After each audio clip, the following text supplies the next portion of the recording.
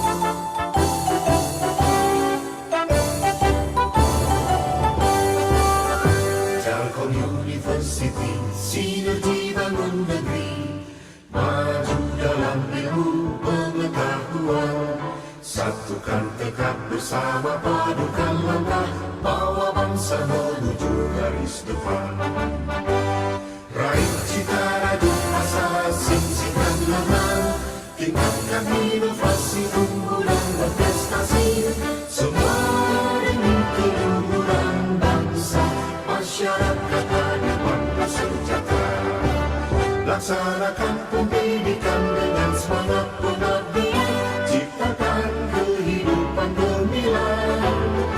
Telkom University, kebanggaan Pertiwi, maju dengan karya, berperan bagi bangsa, bagi Indonesia, bagi dunia.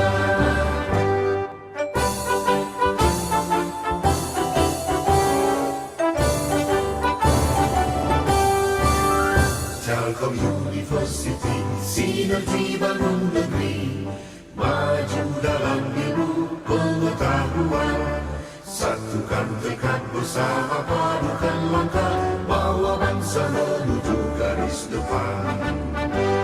Raih cita rajut asa, sing-singkan lengan, tingkatkan inovasi, unggulan berprestasi, semua demi keluhuran bangsa, masyarakat adil makmur sejahtera. laksanakan pendidikan dengan semangat pengabdian, ciptakan kehidupan gemilang. Telkom University, kebanggaan Pertiwi, maju dengan karya, berperan bagi bangsa, bagi Indonesia, bagi dunia.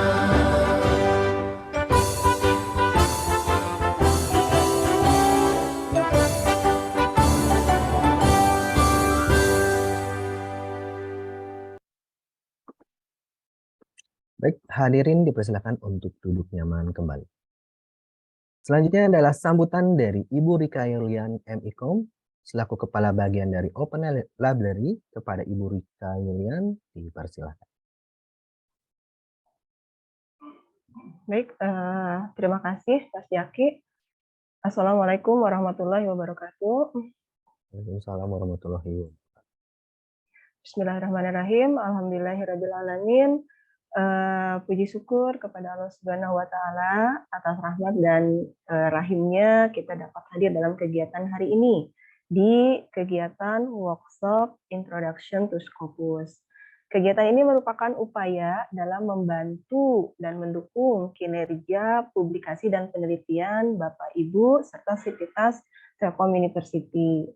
Seperti informasi yang sudah kami sampaikan sebelumnya, bahwa mulai pada tanggal 1 September 2022, Telkom University menyediakan fasilitas akses pada Scopus yang bisa digunakan oleh seluruh sivitas di Telkom University.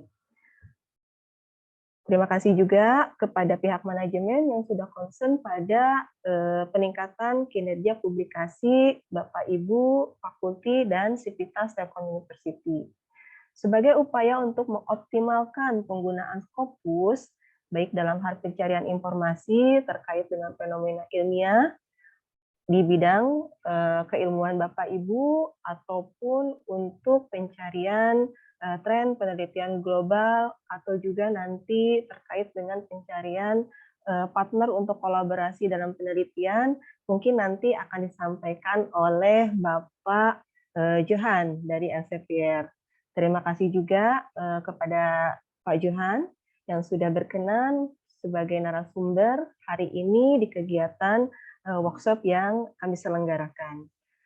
Semoga apa yang kita lakukan hari ini, apa yang kita upayakan bersama bisa memberi kebermanfaatan bagi Bapak Ibu sekalian dan juga bagi TELU umumnya. Semoga Bapak Ibu bisa mendapatkan informasi secara optimal dari apa yang kita lakukan hari ini. Akhir kata dari kami sebagai penyelenggara, selamat mengikuti kegiatan workshop hari ini. Kemudian terima kasih untuk kehadiran dan atensi dari Bapak Ibu. Semoga senantiasa diberikan kesehatan oleh Allah Subhanahu wa Ta'ala. Wassalamualaikum warahmatullahi wabarakatuh. Waalaikumsalam warahmatullahi wabarakatuh. Baik, selanjutnya adalah workshop online yang akan disampaikan oleh Bapak Johan Jang selaku Customer Consultant Elsevier untuk wilayah Asia Tenggara. Kepada Bapak Johan Jang dipersilahkan. Oke, terima kasih. Terima kasih Bu Rika. Terima kasih juga rekan-rekan dari perpustakaan untuk undangannya. Kemudian tentunya untuk Bapak Ibu dosen ya, dan juga rekan-rekan mahasiswa yang luar biasa di hari ini, di hari Jumat ya, jam 9 pagi sudah berkumpul ya, karena di kesempatan kali ini ya kita akan mencoba ya untuk kita bisa saling diskusi ya, tanya jawab, mungkin banyak pertanyaan-pertanyaan seputar Scopus ya. Nah, nanti silahkan bukan hanya pemaparan materi, tapi juga boleh nanti kalau ada pertanyaan-pertanyaan dari Bapak Ibu seputar Scopus sendiri. Nah, Bapak Ibu ya tadi mungkin sudah sedikit diperkenalkan, nama saya Johan Jang, saya adalah Customer Consultant ya dari Elsevier Southeast Asia. Nah, ini kebetulan sekali ya, tepat hari ini saya lagi di Bandung, Bapak Ibu. Jadi ini lagi di ruangan hotel ya di belakang. Jadi ini kebetulan sekali lagi di Bandung, jadi cukup dekat dengan TELU. Nah, namun tentunya ya karena mungkin di sini ya kita masing-masing punya kesibukan ya. Nah, ya, kita bersyukur ya kita punya kesempatan untuk bisa melakukan pertemuan ini secara online. Ya, semoga tetap bisa fokus ya, karena ini adalah topik yang seharusnya bisa sangat membantu nanti kegiatan penelitian dari Bapak Ibu semuanya ya. Nah, untuk itu saya langsung saja memulai.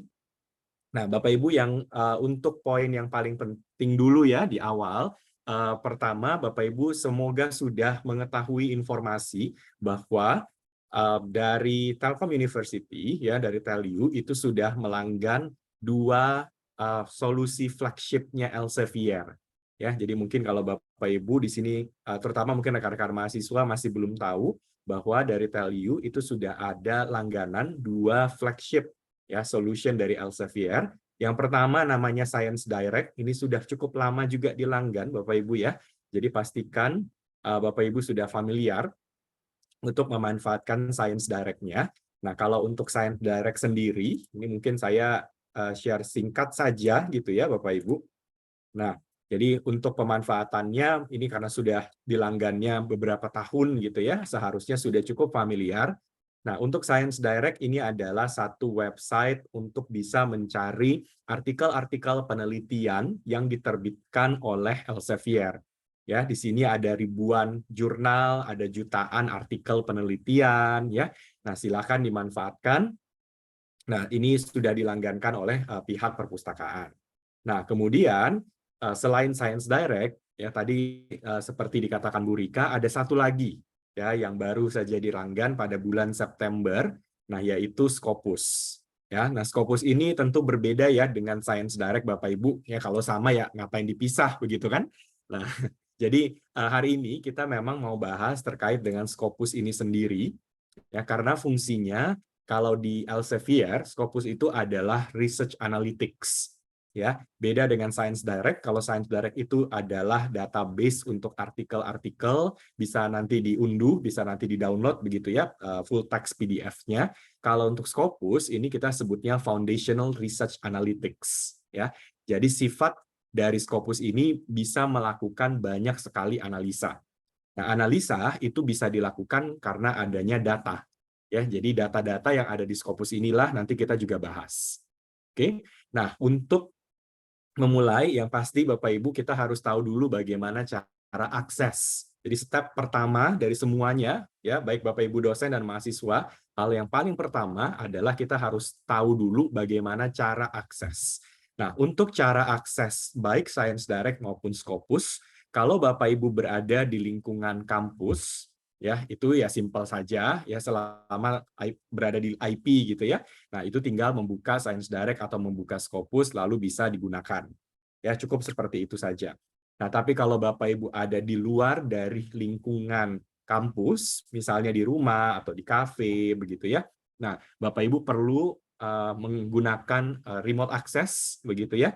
Nah, remote access-nya itu bisa yang sudah disediakan oleh kampus ya, atau Bapak Ibu juga bisa memanfaatkan remote access dari Science Direct dan Scopus. Ya, jadi ini terpilihannya di Bapak Ibu nih ya. Apakah mau pakai yang dari kampus silahkan, mau pakai yang punya Science Direct dan Scopus juga silahkan. Nah, untuk aktivasi remote access ini bisa dilakukan di Science Direct. Ini kalau pakai punya Elsevier gitu ya. Nah, itu bisa dilakukan di Science Direct.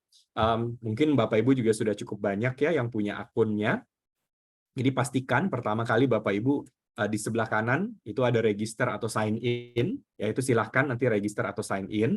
Nah, kewajibannya adalah nanti waktu register atau sign in ini harus menggunakan email institusi. Ya, jadi wajib menggunakan email institusi. Ya, kalau nanti Bapak Ibu pakai Gmail, pakai Yahoo, sayang nanti tidak bisa mengakses secara penuh gitu. Ya, jadi nanti login, register, ya simple saja, nama depan, nama belakang gitu ya, kemudian password dan gunakan email institusi. Kalau sudah, Bapak Ibu ke bagian paling bawah, nanti di sini ada remote access. Nah, ini remote access-nya silakan diklik, lalu masukkan email institusi yang tadi digunakan untuk register atau sign in. Ya, nanti kalau sudah akan ada info untuk double check di email ya untuk verifikasi akun. Oke, nah seperti itu saja sebenarnya. Jadi simple ya. Ini cukup dilakukan satu kali kalau pakai punya Elsevier ya. Nah, secara otomatis kalau Bapak Ibu sudah punya akun yang di Science Direct, ya, akun ini juga bisa langsung digunakan di Scopus. Jadi kita punya satu ID gitu ya. ID Science Direct itu bisa digunakan untuk Scopus. Ya, caranya sama di sebelah kanan atas, Bapak Ibu tinggal klik yang sign in. Jadi bukan klik register lagi ya, tapi tinggal klik sign in saja. Nah, pakailah email yang sama yang di Science Direct-nya dengan yang di Scopus-nya. Ya, nanti kalau sudah, tampilan dari Scopus ya harus seperti ini. Jadi pastikan Bapak Ibu tidak lagi melihat Scopus preview. Ya, kalau Scopus preview itu artinya belum terkoneksi secara remote. Mungkin Bapak Ibu antara belum register atau sign in atau belum mengaktifasi remote access ya, atau belum menggunakan remote access dari kampus gitu. Ya, jadi pastikan di double check lagi kalau di sini tampilannya masih preview, pasti ada langkah yang belum dilakukan. Ya, antara itu tadi ya, apakah belum register atau sign in atau belum aktifasi remote access. Ya. Nah, tampilannya harus begini. Kalau sudah begini, artinya sudah bisa digunakan. Ya. Nah, tadi saya menyebutkan bahwa untuk Scopus ini, ya anggap Scopus itu fungsi utamanya sebenarnya melakukan analisa. Ya. Nah, analisa itu berbasis data. Nah, banyak sekali data yang ada di Scopus. Ya, itu kadang-kadang yang menyebabkan Scopus itu bisa disebut database, ya bisa juga memang betul gitu ya, karena banyak data yang tersedia di Scopus. Nah, namun yang paling utama sebenarnya datanya mau diapakan. Nah, kalau di Scopus sebenarnya fungsi utamanya data-data itu bukan untuk di download full text PDF-nya Bapak Ibu. Ya, itu bisa dilakukan, tapi sebenarnya fungsi utamanya adalah data-data yang ada di Scopus bisa kita analisa. Nah, analisanya itu nanti kita lihat tuh, ya ada banyak macam gitu. Oke, nah data yang pertama yang perlu ada 4 jenis data gitu ya, mungkin ada 4 jenis data yang ada di Scopus. Data yang pertama itu adalah data publikasi terindeks Scopus. Ya, jadi itu data pertama. Publikasi itu maksudnya adalah jurnal, buku, conference, dan trade publication. Jadi publikasi ya secara besarnya itu ada jurnal, ada buku, ada conference, dan ada trade publication. Nah, ini jenis data pertama. Oke. Kemudian ada lagi jenis data yang kedua. Data yang kedua itu adalah data dokumen terindeks Scopus. Ya, jadi kita bedakan ya, kalau publikasi adalah jurnalnya, kalau dokumen maksudnya adalah artikelnya. Ya, jadi artikel-artikel yang ada di artikel-artikel yang ada di jurnal, di buku dan sebagainya. Ya, itu artikel yang terindeks Scopus gitu. Itu juga bisa digunakan gitu. Ya, bisa nanti kita analisa. Nah, lalu berikutnya adalah data profil peneliti. Ya, kalau Bapak Ibu sering dengar Scopus ID, nah itu adalah data-data profil peneliti. Oke, data yang keempat itu adalah data institusi. Ya. Nah, jadi memang 4 jenis data inilah yang nanti kita analisa. Jadi bisa data publikasi, ya mungkin yang paling seringnya jurnal gitu ya. Kemudian yang kedua data dokumen terindeks, artikel-artikel. Ketiga data author, dan yang keempat adalah data afiliasi. Nanti ada fitur baru Bapak Ibu di sini, ya mungkin di tampilan Bapak Ibu belum muncul ya. Nah, nanti saya jelaskan fitur baru ini yang sebentar lagi akan kita rilis. Ya. Nah, tapi sebelum ke sana kita langsung sekarang masuk ke data pertama, yaitu data untuk publikasi. Ya, data publikasi itu isinya ada jurnal, buku, conference, dan trade publication. Cara menggunakannya adalah Bapak Ibu kalau di Scopus ini langsung ke sources, ya.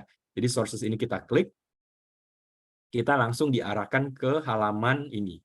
Nah, di halaman ini adalah 43.685, ini adalah publikasi terindeks Scopus. Ya, campuran ada jurnal, buku, dan sebagainya. Oke. Nah, kalau kita lihat di atas ini sudah langsung ada mesin pencarinya. Jadi kita nanti bisa mencari misalnya jurnal berdasarkan subjek area, title, publisher, atau nomor ISSN. Ya, ini terserah Bapak Ibu. Misal kita menggunakan subjek area. Kalau subjek area, di sini kita tinggal langsung klik saja. Bentar Bapak Ibu ya. Nah, ini kita klik saja. Nah, di sini ada banyak sekali disiplin ilmu. Nanti tinggal dicari sesuai disiplin ilmunya Bapak Ibu. Ya, misal kalau saya computer science, nah saya tinggal ketik computer science, oke, lalu klik ini, klik apply, Yang muncul di sini tadi 40 ribuan, sekarang menjadi 2.532. Ini spesifik computer science. Nah, hasil pencarian ada di sebelah kanan, tapi sebelum ke hasil pencarian ini, biasanya kita filter dulu di sebelah kiri. Ya, jadi rekomendasi dari kami adalah Bapak Ibu filter dulu hasilnya di sebelah kiri. Ya, di sini cukup banyak informasi, cukup banyak opsi ya untuk filter, seperti display only open access journal. Kemudian kalau Bapak Ibu misalnya mencari jurnalnya harus ada minimum citation atau minimum documents. Nah, ini bisa juga dipilih di sini. Nah, lalu mungkin yang paling penting adalah ini, kuartil dari jurnalnya. Ya, kita kenal kalau di Scopus ada Q1 sampai Q4. Nah, di sini kita bisa mencari dari Q1 sampai Q4. Jadi first quartal ini Q1, ini Q2, Q3, Q4. Nah, ada juga yang ini, show only titles in top 10%. Maksudnya adalah Q1 peringkat 10% paling atas. Ya, jadi ini Q1 peringkat 10% yang paling atas. Oke. Nah, lalu di bawah tadi ya, publikasi itu ada jurnal, book, conference, dan trade publication. Jadi Bapak Ibu perlu pilih mencari yang mana. Ya, misal ya, kita ambil contoh kasus, saya carinya jurnal, lalu saya mencari first quartile. Jadi jurnal Q1. Oke. Lalu saya klik apply. Nah, di sini langsung muncul ada dari tadi gitu ya, sekarang hasilnya menjadi ada 710. Ya. Nah, listnya bisa kita lihat di sini. Ya, jadi kita bisa lihat judul dari jurnalnya apa, ya, kemudian site score-nya, peringkatnya, ya, jumlah citasi, jumlah dokumen, berapa persen yang disitasi, ya, nilai SNP, nilai SGR, dan publisher-nya juga. Ya, selain bentuknya seperti ini, Bapak Ibu juga sebenarnya bisa mengunduh, jadi bisa di-download juga. Ya, jadi hasilnya itu bisa di-download di sini, tinggal diklik saja, nanti formatnya Excel. Ya, jadi itu bisa Bapak Ibu gunakan. Oke, nah kalau kita lihat selain hasil pencarian seperti ini, kita juga bisa melihat detail dari jurnalnya. Ya, misal ya, ini saya klik. Nah, kita masuk ke halaman detail dari jurnal ini. Nah, di sini kita bisa melihat judul dari jurnalnya, ya, kemudian coverage year-nya. Di sini ada informasi formally known as, artinya jurnal ini dulu namanya ini, sekarang berganti menjadi ini. Ya, jadi memang artinya ini jurnal ini namanya baru nih, ya. Kemudian ada coverage year-nya, ya, kapan jurnal ini mulai terindeks Scopus. Kalau kita lihat jurnal ini pertama kali terindeks Scopus tahun 1970, sempat didiscontinue, kemudian terindeks lagi tahun 1986. Nah, ini mungkin satu pertanyaan yang sering sekali ditanyakan, ya. Kalau Bapak Ibu lihat di sini, ya, Scopus coverage year itu bisa banyak informasinya. Ya, bisa macam-macam jenis informasinya.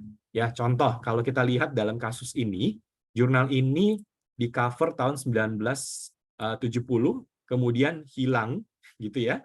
Muncul lagi 1986. Artinya dari tahun 1971 sampai 1985 jurnal ini tidak terindeks Scopus. Oke. Nah, lalu terindeks lagi tahun 86. Nah, kemudian kalau kita lihat di sini, kenapa di sini tulisannya sampai 2023? Ya, nah ini kenapa terjadi karena sudah ada artikel-artikel ya yang sudah siap rilis tahun 2023. Ya, jadi sudah oke begitu ya, sudah rilis ya untuk tahun depan, katakanlah bulan Januari atau Februari begitu. Ya, nah makanya di sini sudah muncul datanya sampai 2023.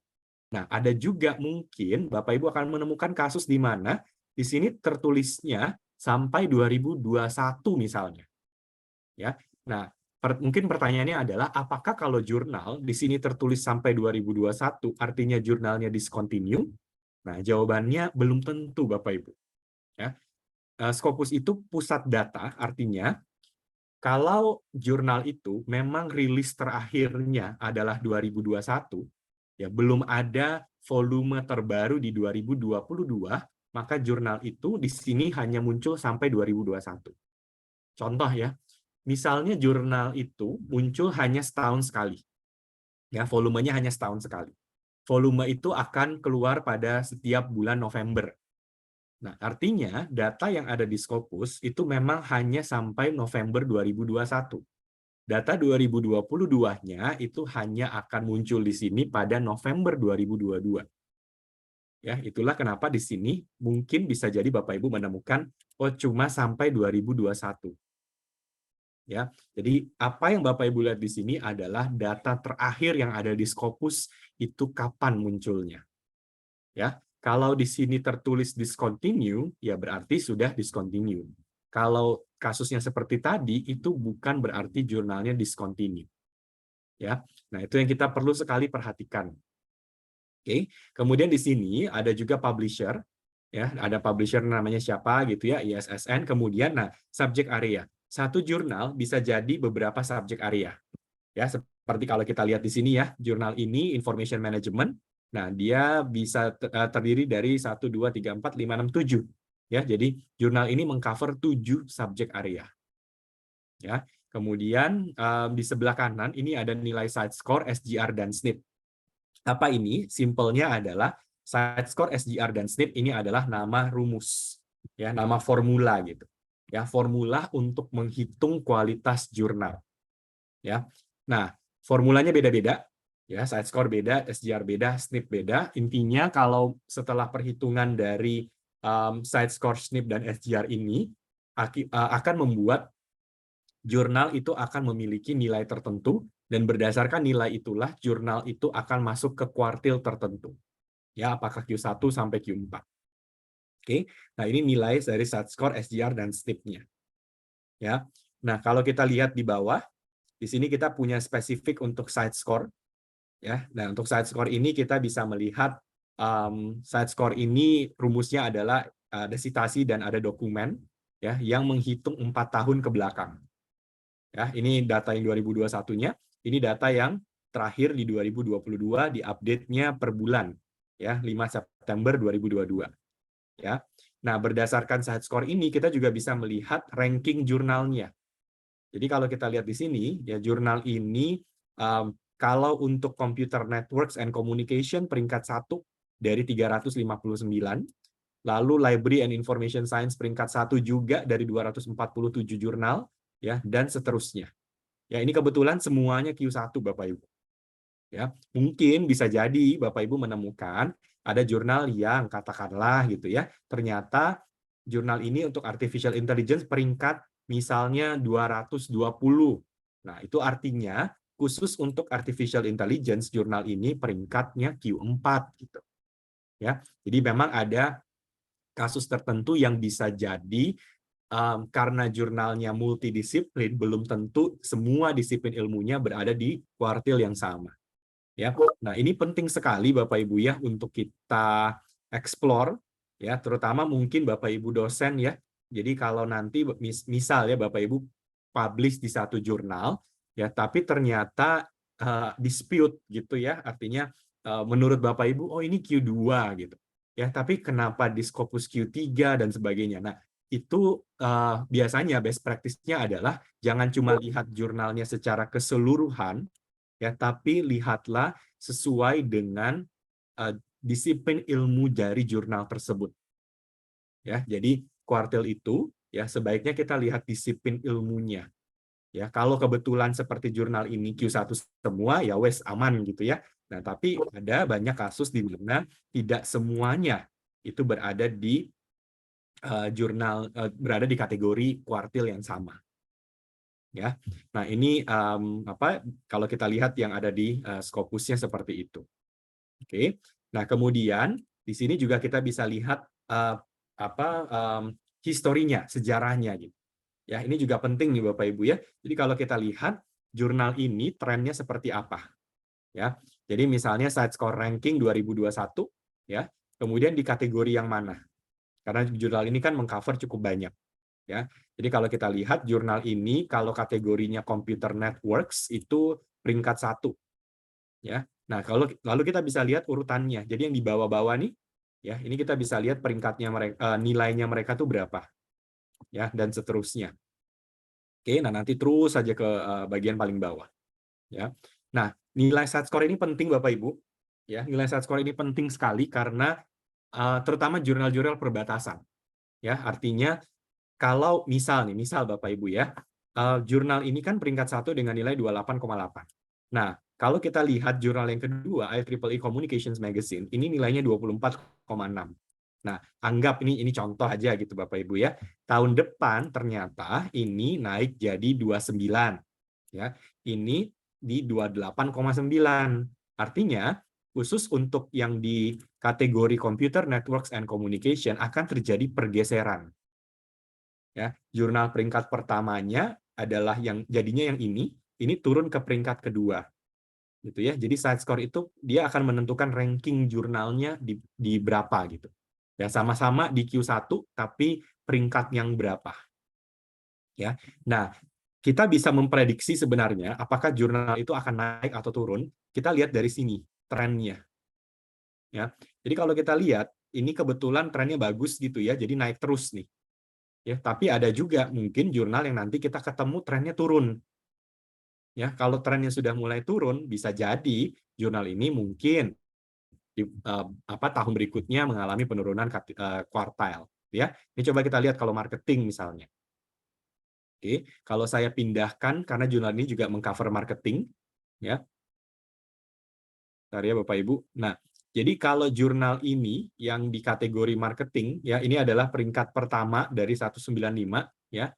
Nah, sebentar kita refresh dulu. Ya, oke. Ini ya. Jadi jurnal ini peringkat pertamanya. Oops, sorry, ini belum ya. Taruh. Ini tergantung internet. Oke, ini udah ya. Jadi misal ini ya. Ini saya tadi ambilnya Library Information Science. Nah, ini jurnalnya peringkatnya segini. Ini kalau yang Library and Information Science dengan tren seperti ini. Jadi cukup stabil gitu ya kalau di kategori ini. Ya. Nah, ini yang bisa kita lihat. Lalu terakhir di sini ada Scopus Content Coverage. Nah, Scopus Content Coverage itu akan menunjukkan list dari artikel-artikel yang sudah publish di jurnal ini setiap tahun. Ya, dan ini semuanya warna biru, artinya ini semua bisa diklik Bapak Ibu. Ya, jadi kalau Bapak Ibu penasaran tahun 2022 jurnal ini dokumennya apa, nah tinggal diklik saja. Ya. Nah, ini kira-kira gambaran gitu ya dari publikasi yang ada di scopus.com. Ya, datanya lengkap ya, jadi Bapak Ibu nanti bisa melihat lebih jelas ya terkait dengan jurnal ini statusnya seperti apa ya. Lalu nanti Bapak Ibu bisa ke website jurnalnya untuk bisa nanti publish di sana. Ya. Oh ya, kita juga menyediakan link ke website. Ini kayaknya ada ini ya sedikit error di laptop saya, tapi intinya di sini Bapak Ibu, kalau kita klik more ya, kalau kita klik more di sini ada paling bawah ini ada source homepage ya. Ini kalau saya klik source homepage-nya, kita akan diarahkan ke halaman website dari jurnal ini. Ya. Nah, ini akan memudahkan nanti memang Bapak Ibu tidak perlu misalnya ini saya copy paste dulu, saya googling dulu gitu ya. Jurnalnya website-nya yang mana, tidak usah lagi, tinggal di more aja, lalu klik source homepage. Nah, kita akan terbuka di halaman, nah inilah jurnal ini. Ya, nanti kalau Bapak Ibu mau publish di jurnal ini kebetulan jurnalnya Elsevier gitu ya, jadi diarahkannya ke Science Direct. Nah, tinggal klik yang ini, submit your article. Ya, nah ini mungkin informasi penting juga Bapak Ibu ya, kalau kebetulan Bapak Ibu mau publish-nya di jurnal Elsevier, kita tidak ada template Bapak Ibu. Ya, jadi jangan dicari template-nya di mana, memang nggak ada, karena fokus dari Elsevier itu adalah kontennya. Ya, jadi yang penting itu sebenarnya substansinya, kontennya apa. Bapak Ibu submit pakai Word aja gitu ya. Yang penting Word-nya ya rapi lah gitu ya. Jangan mentang-mentang nggak ada template lalu dibuat fontnya Times New Roman 16 ya. Jangan juga gitu ya. Yang normal-normal aja lah gitu ya. Nah, nanti submit. Kalau semua proses review sudah selesai dilakukan, nanti yang membuatkan template itu adalah dari pihak editor. Jadi bukan Bapak Ibu yang kerjain template-nya, arahnya bagaimana, bla bla bla. Nggak usah, nanti dari pihak editor yang finalize. Gitu ya. Nah, ini bagaimana Bapak Ibu bisa memanfaatkan yang publikasi yang sources ini. Oke. Nah, sekarang saya kembali lagi ke halaman utama. Oke. Nah, di halaman utama, nah kita sekarang melihat data yang lain-lain nih, ya. Nah, tadi kalau sudah data publikasi, sekarang data berikutnya adalah data semua dokumen terafiliasi, bukan terafiliasi, semua dokumen terindeks Scopus, ya. Nah, untuk mencarinya, kita ke dokumen di sini, Kemudian di sini ada banyak pilihan Bapak Ibu. Ya, ada cukup banyak pilihan mau carinya berdasarkan apa. Ya. Nah, misal Bapak Ibu kita kalau paling umum pakainya ini ya, artikel title, abstrak dan keyword. Nah, nanti tinggal ketik saja di sini. Ya, kata kuncinya apa. Nah, selain di sini, yang simpelnya kan kita bisa pakai di sini ya. Kita juga ada advanced document search. Nah, untuk advanced document search, ya bedanya adalah lebih banyak ini, ada Boolean operatorsnya. Ya, jadi kalau Bapak Ibu sudah cukup familiar ya dengan Boolean operators, di sini juga sudah disediakan.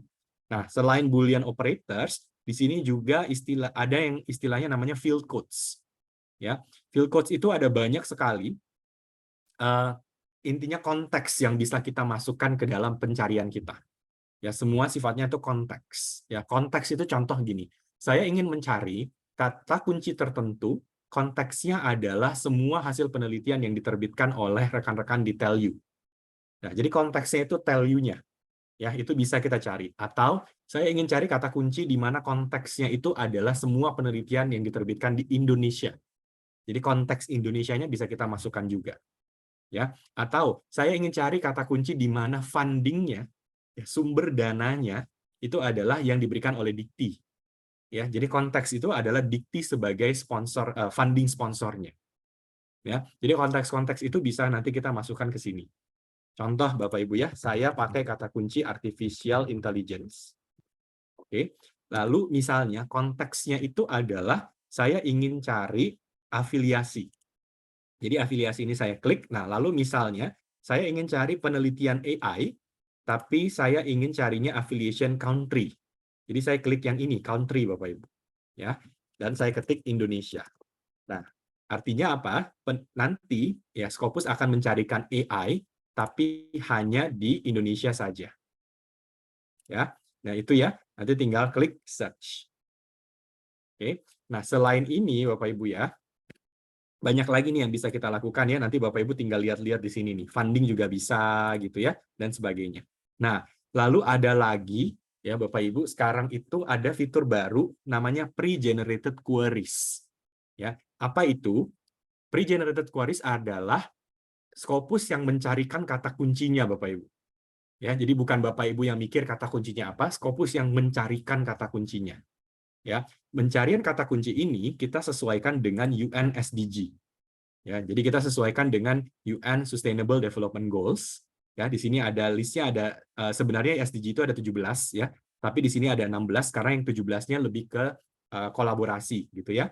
Nah, kalau di sini kita bisa lihat ada 16. Nah, ini contoh ya Bapak Ibu. Misal ya saya ingin mencari kata-kata kunci yang sehubungan dengan nomor 9, Industry, Innovation, and Infrastructure. Nah, ini tinggal saya klik, ya. Yang terjadi adalah, nah, semua kata kunci yang berhubungan dengan SDG nomor 9 itu muncul di sini. Ya. Nah, ini bisa banyak fungsinya. Ya, bisa contoh fungsi pertama adalah kalau Bapak Ibu lagi kehabisan ide, mau meneliti apa. Ya, lagi bingung gitu ya, meneliti apa ya gitu. Intinya saya mau meneliti tentang SDG nomor 9 gitu ya. Saya ingin meneliti tentang innovation. Ya, tapi kata kuncinya apa? Ya, daripada saya ketik innovation lalu semua hasilnya terlalu umum. Nah, saya bisa menggunakan kata kunci yang sudah ada di sini. Ya, atau misal Bapak Ibu ingin penelitiannya bukan hanya dipublish tapi punya dampak terhadap SDG. Nah, tapi kata-kata kunci apa yang perlu dimasukkan supaya penelitian itu berdampak ke SDG? Nah, itu bisa menggunakan ini. Ya. Nah, tapi bukan berarti Bapak Ibu ini semua dijadikan dicari gitu ya. Nah, bisa jadi Bapak Ibu ya, misal ya, saya ingin penelitiannya terkait dengan ini, industrial waste management. Nah, apa yang bisa Bapak Ibu lakukan? Semuanya Bapak Ibu delete aja. Gitu ya. Nah, ini di-delete aja. Nah, tapi sekarang Bapak Ibu langsung fokusnya ke sini saja. Ya, jadi tadinya banyak gitu ya. Nah, tapi sekarang sudah dapat info, sudah dapat list bahwa nanti kalau saya meneliti terkait industrial waste management itu ternyata bisa berdampak terhadap SDG nomor 9. Ya. Nah, kalau Bapak Ibu familiar dengan PHE Impact Ranking, pasti tell you familiar lah gitu ya. Nah, itu data-data yang mereka dapatkan untuk menghitung impact ranking, ya impact rankingnya kan based on SDG gitu ya. Nah itu adalah data yang disuplai oleh Scopus ke THE. Ya, nah suplainya dari mana? Suplainya itu sebenarnya adalah dari kata-kata kunci ini. Ya, jadi semua nanti ya penelitiannya Bapak Ibu ya dengan kata-kata kunci ini hasil yang sudah dipublish itu akan tersuplai untuk pemeringkatan juga. Ya, nah ini ya, jadi Bapak Ibu silakan nanti bebas apakah mau digunakan seperti ini, ya monggo. Mau digunakan untuk cari ide penelitian juga silahkan, ya banyak caranya, banyak macamnya gitu. Ya, nah ini biar gampang ya. Misal ya saya ambil kata kuncinya yang clean water and sanitation. Ya, jadi saya penelitiannya adalah terkait clean water and sanitation. Ini listnya langsung lengkap. Ya, ini contoh saya iseng ingin cari tahu SDG ini nomor 6 ya. Jadi SDG 6 itu statusnya seperti apa sekarang seluruh dunia misalnya. Ya, jadi saya begini saja, lalu saya klik search. Ya, nah ini kita tunggu sebentar ya, Bapak Ibu ya. Nih soalnya banyak nih. Oke, nah, udah muncul ya. Jadi di sini ada 173.000 penelitian terkait SDG nomor 6. Ini global. Ya. Nah, kita bisa lihat hasilnya di sini. Oke. Nah, sama seperti yang sebelumnya, jangan langsung ke kanan, tapi kita ke kiri dulu. Kita filter-filter dulu. Ya. Di sini ada banyak sekali filter yang bisa kita lakukan. Ya, mulai dari kalau kita ingin cari dokumennya open access atau tidak, lalu tahunnya gitu ya. Lalu di sini ada nama author, subject area gitu ya. Nah, lalu ada lagi document type. Ya, tidak semua yang muncul di sini itu artikel Bapak Ibu, tapi ada juga conference paper, ada review dan sebagainya, ya. Lalu di sini nama-nama jurnal. Jadi source title ini nama-nama jurnal, ya. Lalu publication stage, ya, ada keyword juga, ada afiliasi, ya, ada funding sponsor, ya, ada apa lagi nih? Country, ya, ada source type, ya, language dan sebagainya. Jadi banyak sebenarnya filter yang bisa dimanfaatkan. Ya, nanti disesuaikan saja kebutuhannya Bapak Ibu, ya. Nah, lalu di sebelah kanan ini tadi hasil pencarian. Oke. Nah, untuk hasil pencarian ini kalau kita lihat di sini ada yang paling atas dulu ya Bapak Ibu ya. Di sini ada dokumen, secondary document dan ada paten. Ya, bedanya apa sih? Kalau dokumen itu adalah semua ya artikel-artikel yang memang terindeks Scopus gitu ya. Nah, itu muncul di sini. Nah, kalau secondary document, bentar ya, kita lihat dulu nih. Kita buka dulu biar kelihatan Bapak Ibu. Oke. Nah, jadi kalau yang oke. Nah, secondary document ini, nah ini modelnya tuh gini.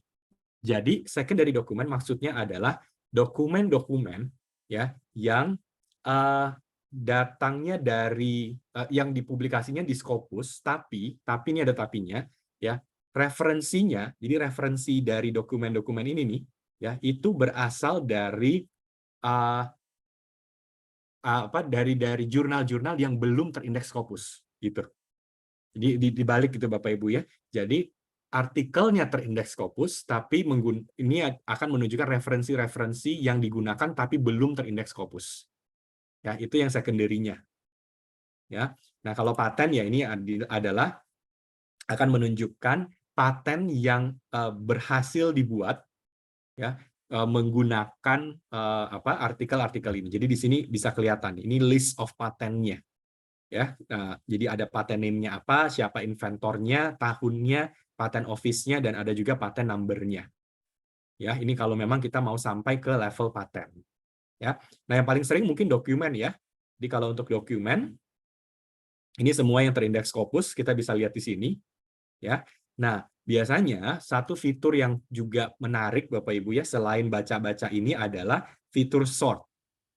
Ya, kalau kita lihat di sini, sort-nya by default itu adalah based on date newest.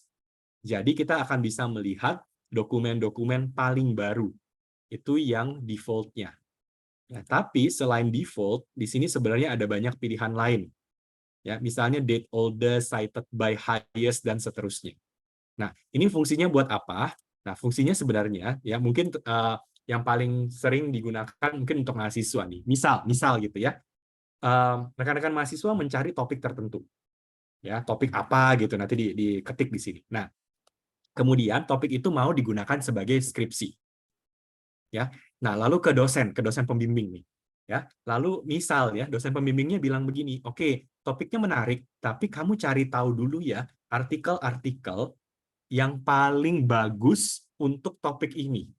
Nah, kadang kalau kita ditanyanya begitu ya, kamu cari dulu artikel-artikel yang bagus untuk topik ini. Bagus itu kan agak susah ya. Maksudnya bagus itu apa gitu. Nah, salah satu yang bisa dijadikan patokan adalah jumlah citasi. Ya, karena jumlah citasi itu artinya artikelnya berdampak. Ya, karena artikel itu akhirnya atau penelitian itu akhirnya digunakan oleh penelitian lain lagi. Nah, berarti di sini bisa kita sort based on cited by highest. Jadi kalau ini kita sort, nah kita bisa lihat bahwa kata kunci saya itu yang paling berdampak adalah penelitian ini. Ini listnya nih di sini. Ya, kenapa? Karena citasinya di sini hampir 8.000, sini 7.000 gitu ya. Nah, kita nanti tinggal klik dan kita tinggal baca ini penelitian apa. Ya, itu kalau kita based on cited by highest. Ya, atau kalau misalnya dari Bapak Ibu dosennya minta coba cari penelitian-penelitian terbaru ya dari topik ini, maka kita tinggal date newest. Ya, atau cari awal mula siapa yang pertama kali meneliti topik ini atau teori ini gitu. Ya, di sini tinggal date oldest gitu. Ya, jadi kalau kita urutkan date oldest, nah kita bisa lihat di sini penelitian pertama kali tentang SDG nomor 6 itu judulnya simple sekali, Green Water. Ya, ini authornya siapa gitu ya, ini pakai inisial mungkin. Lihat tahunnya Bapak Ibu, tahun 1855. Itu sudah ada yang meneliti ya tentang topik ini. Ya, nanti lanjut lagi topik berikutnya. Nah, artinya apa yang tadi saya tunjukkan bisa Bapak Ibu gunakan mungkin untuk kebutuhan systematic literature review. Ya, itu bisa sekali digunakan. Ya. Nah, ini juga nanti bisa di-download. Jadi kalau Bapak Ibu mau mengunduh, ini tinggal diklik ini, terus klik yang CSV export. Ya. Nah, artikelnya juga bisa dibaca Bapak Ibu ya. Jadi artikelnya bisa kita klik. Kemudian nanti di sini bisa kita lihat nah ini ya. Kita bisa lihat listnya ya, dan ada apa? Abstrak dan sebagainya gitu. Ya. Nah, apakah artikel ini bisa diunduh? Jawabannya tergantung. Ya, jadi kalau ditanya apakah artikel ini semuanya bisa di-download full text PDF-nya, tergantung. Kalau artikelnya open access bisa. Ya, jadi kalau kita lihat di sini, ini ada 173.000 dokumen, betul ya? Yang open access-nya ada 40.000. Berarti kalau Bapak Ibu mau mengunduh, ya, yang bisa full text-nya adalah yang 40.000 ini, terutama yang gold, ya, yang ini nih, gold OA gitu, ya. Nah, tapi yang lain tidak mengunduhnya adalah di penerbitnya. Ya, that's why kalau untuk Scopus kita tidak memposisikan Scopus itu tempat mengunduh full text karena belum tentu semuanya bisa diunduh. Ya, tergantung dari statusnya. Ya. Nah, ini ya. Jadi Bapak Ibu ini cari pencariannya seperti ini. Nah, ada satu lagi yang ini kalau bisa dikatakan kayak linknya agak magic gitu Bapak Ibu ya. Nah, itu adalah yang ini, Analyze Search Result. Ini banyak yang belum tahu nih Bapak Ibu. Ya, ini kalau kita klik, fungsinya banyak. Jadi begitu saya klik, nah, kita langsung dibawa ke satu halaman, di mana di halaman ini ya dibuatkan analisa langsung oleh Scopus. Nah, analisanya macam-macam. Analisa pertama adalah Scopus akan membuat runutan ya bagaimana perkembangan dari topik ini dari tahun ke tahun mulai dari pertama kali adanya penelitian di topik ini. Jadi ini diurutkan di sini Bapak Ibu ya. Nah, kalau kita kejauhan jangan 1855 lah gitu ya. Misal nih kita ambil 2010 misalnya ya sampai misalnya penelitiannya kita ambil yang 2022 saja deh gitu ya. Kita analyze. Nah, nanti kita bisa lihat pertama ini perkembangan dari topik ini ya dari tahun yang sudah kita set ya misalnya 2010 sampai yang 2022. Nah ini kebetulan karena ini SDG pasti naik ya tapi belum tentu dalam topiknya Bapak Ibu kasusnya begini bisa jadi Bapak Ibu menemukan loh topik saya malah turun atau topik saya naik turun gitu. Ya, dalam kasus seperti itu artinya Bapak Ibu topiknya mungkin bisa jadi bukan lagi topik yang populer. Ya, jadi kita bisa melihat mana apakah trennya naik atau malah turun gitu. Ya, ini kebetulan karena kasusnya SDG jadi pasti naik gitu ya. Nah, lalu di bawah ada lagi.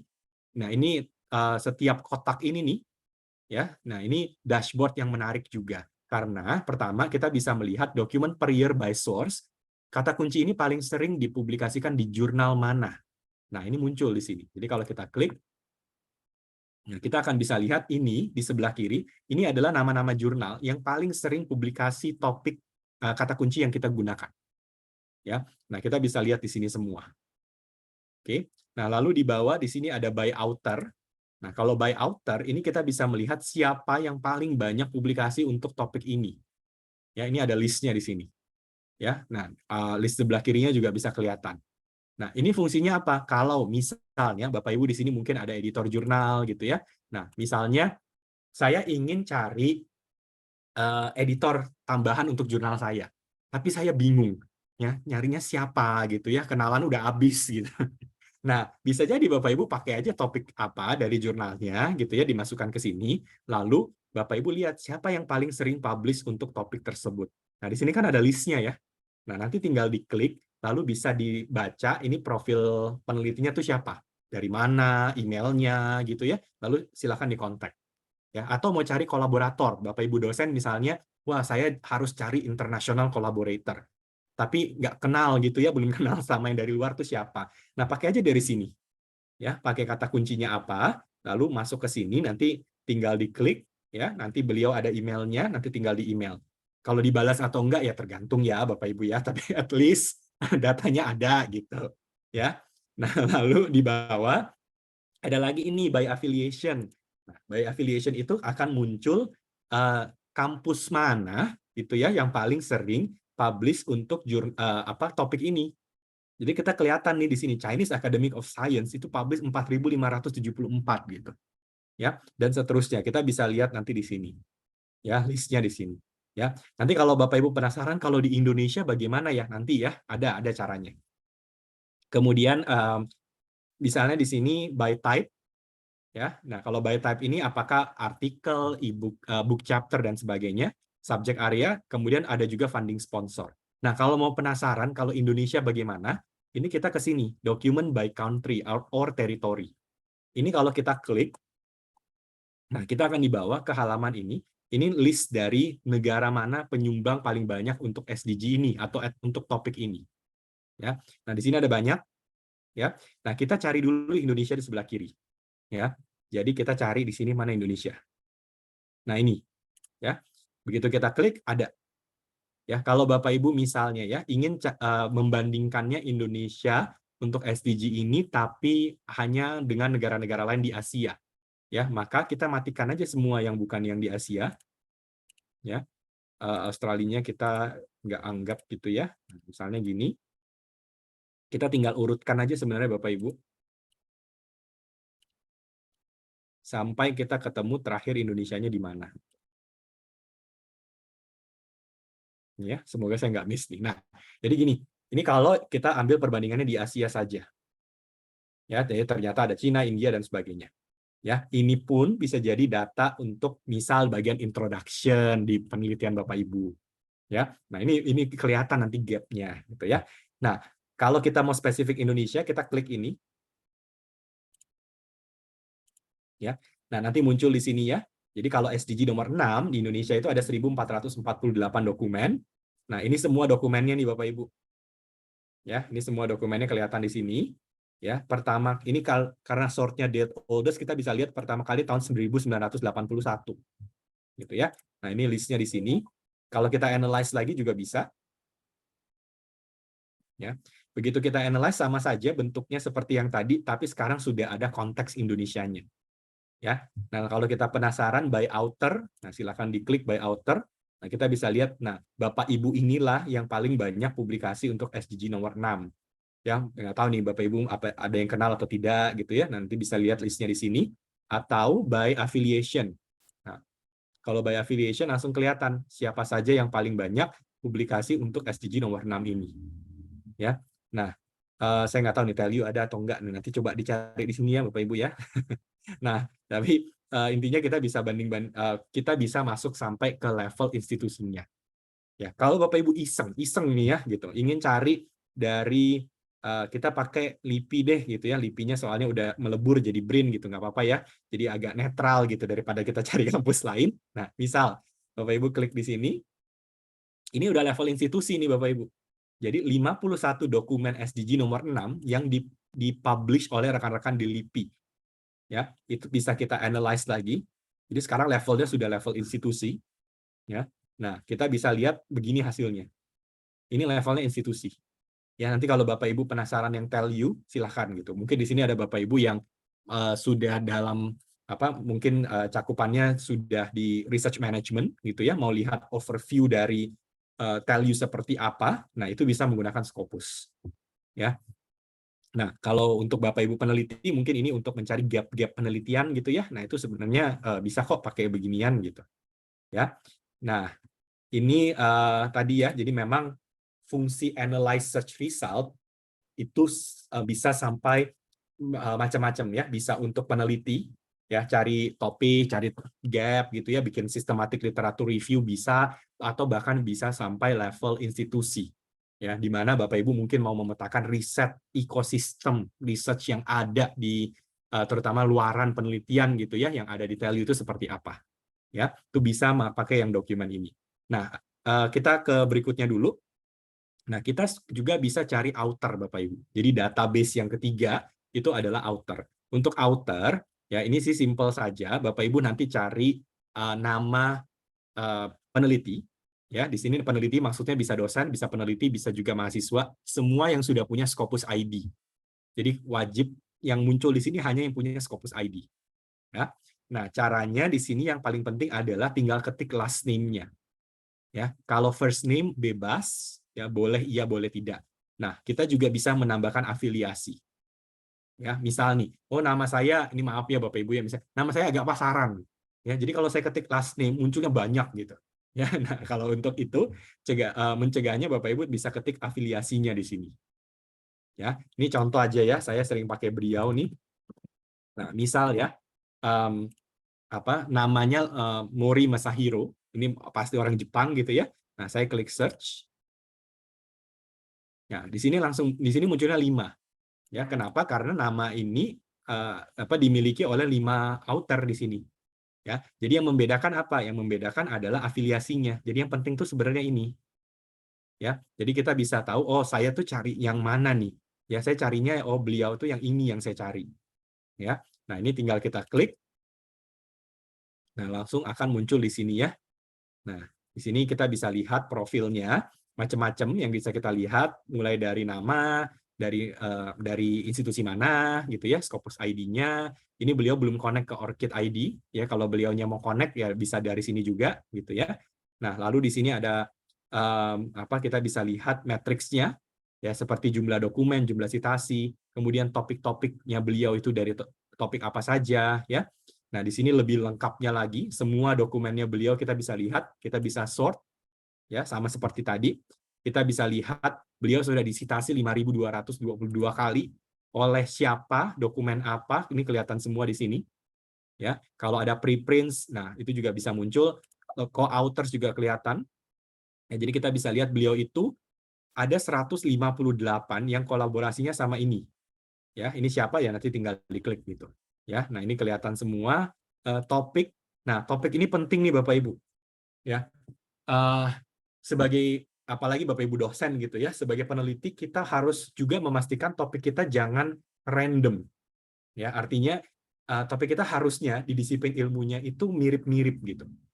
Ya, kalau topik kita itu random, nanti di sini tuh jadi aneh. Ya, misal Bapak Ibu ya, topiknya computer science, tiba-tiba di bawah topiknya jadi education management, tiba-tiba muncul lagi topik berikutnya agriculture, kan jadi aneh gitu. Ya, jadi Bapak Ibu kalau kita nanti publish-nya makin lama makin banyak, kita juga perlu memastikan kita berada di topik yang masih cukup dekat satu dengan yang lainnya gitu. Ya, karena saya ada menemukan memang peneliti di Indonesia yang topiknya tuh random serandom-randomnya gitu. Jadi bingung. Ya, ini bahaya. Bahayanya sebenarnya banyak Bapak Ibu ya. Pertama, kalau Bapak Ibu topiknya terlalu random, ini kan data tersedia global ya, itu tersedia semua orang. Nanti kalau Bapak Ibu mau ngajak kolaborasi sama peneliti luar, ya mereka bisa buka sampai ke level topik ini. Terus kalau di sininya random sekali, mereka bingung nanti. Ini Bapak Ibu sebenarnya peneliti apa sih? Gitu. Ya, nah itu bisa efek sampai ke sana. Ya, atau yang kedua, ini juga agak bahayanya karena nanti begitu datanya Bapak Ibu ditarik gitu ya untuk misalnya untuk kampus gitu, untuk analisa dari kampus itu juga dari kampus bingung. Ya, Bapak Ibu tuh sebenarnya jagonya di mana, ekspertisnya di mana. Ya, Bapak Ibu sebentar ya, 30 detik sebentar.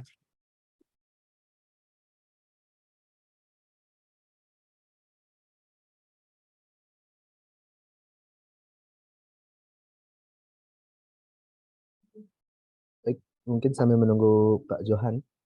Baik, Bapak Ibu yang ingin memberikan pertanyaan, silakan bisa langsung dilakukan pada fitur chat. Oh, sudah kembali. Oke, ya, maaf Bapak Ibu, housekeeping di hotel soalnya. Ya gitu ya. Oke, lanjut ya. Jadi pastikan topiknya juga meskipun banyak kayak ini kan dia juga banyak ya, tapi banyaknya itu nyambung gitu. Ya, kayaknya sih, soalnya saya kurang paham nih ini ya. Tapi kayaknya sih nyambung ya. Nah, jadi kita bisa lihat ya berapa banyak dokumen yang ke-link ke topik itu gitu. Makin banyak yang ke-link ke topiknya artinya kan orang ini makin expert ya di topik tersebut. Ya.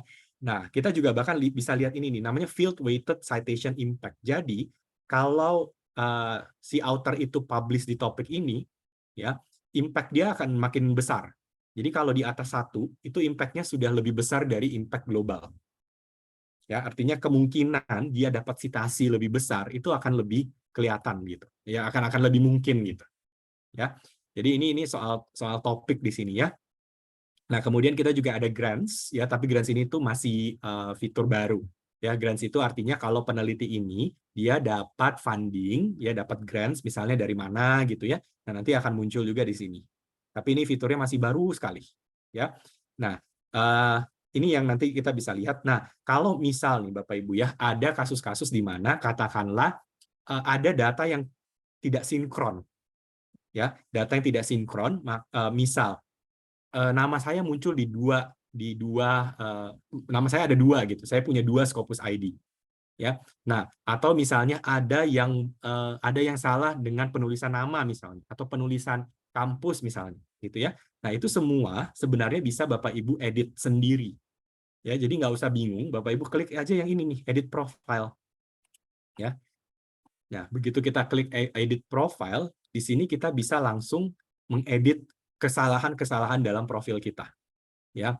Nah, misalnya nanti akan ditanya dulu apakah ini profilnya Bapak Ibu, ya, yes atau no, ya. Jadi bisa kita request on behalf of someone else. Ya. Jadi misal kita klik ini, kita klik continue.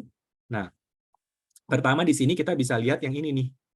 Ya, nama yang benar itu sebenarnya apa? Yang mau tampil itu yang ini apa yang ini gitu. Ya, nah itu bisa diatur. Kemudian ini, ya, misal ya Bapak Ibu ya, si author ini, ya, ini kan dia datangnya dari Chiba University di Jepang.